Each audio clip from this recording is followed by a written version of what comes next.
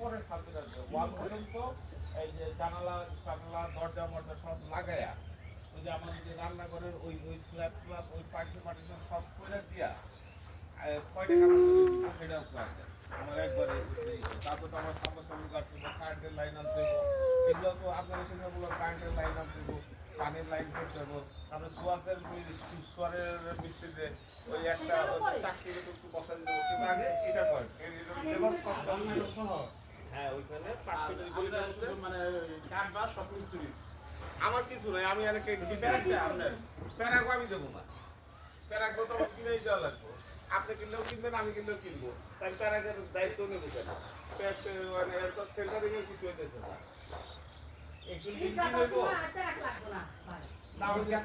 মানে ওই যে আপনার খরচ দিব না আর লিঙ্কিং